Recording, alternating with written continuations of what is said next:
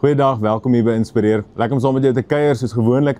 Hierdie week gesels ons so 'n bietjie oor ek en jy as vredemakers. So ek en jy as vredemakers. Nou, ek weet nie of jy dit weet nie, maar Jesus roep my en jou om vredemakers te wees en jy hoef nie, ek wil amper sê met onder 'n klip wees om nie te sien wat aangaan in die wêreld nie. Daar's baie risie. In ons eie land is daar baie risie. Daar's oneenheid tussen politieke partye, tussen mense. Mense is kwaad en skree en raas en gaan te kere op mekaar.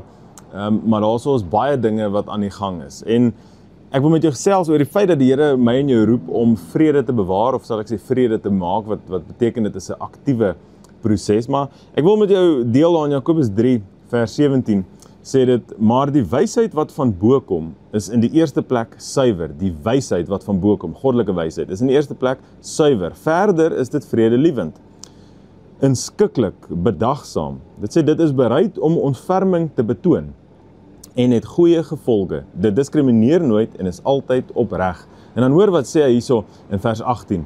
Hy sê die vredemakers saai saad van vrede.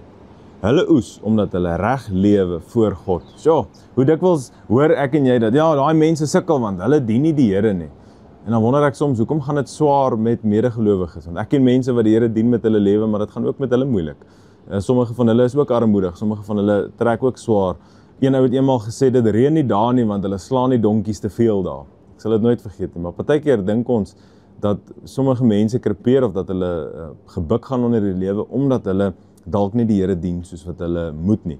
Maar dan sê hy hierso, hy sê die vredemakers saai saad van vrede. En baie keer dan wonder ek, die feit dat ek en jy in 'n plek lewe waar ons nie noodwendig vrede beleef nie, is dit dalk omdat ek en jy nie aktief besig is om vredemakers te wees nie? Is ek dalk nie besig om rond te gaan en my lewe so in te rig dat ek vrede maak tussen mense nie? Want dit kan dalk die rede wees. So dis waarom oor ons reis hierdie week en ek wil jou vra, bly ingebind, skakel in want dit raak interessant en môre gesels ons 'n bietjie oor wat is die regte kant om te kies in die oorlog van die wêreld? Aan wiese kant moet ons wees? So dis 'n gesprek vir môre, maar ek sien uit om dit dan te sien. Vir vandag kan ek en jy vredemakers wees. Kan ek en jy die wees wat plek soek om vrede te maak en kan ons bid dat die wysheid van God, die wysheid van bo, soos hy dit sê, dat dit ons sal oorweldig en dat dit ons sal aanspoor tot vrede in ons lewe. Maar dan sien ek jou môre weer. Jy moet 'n wonderlike dag hê. Tot môre.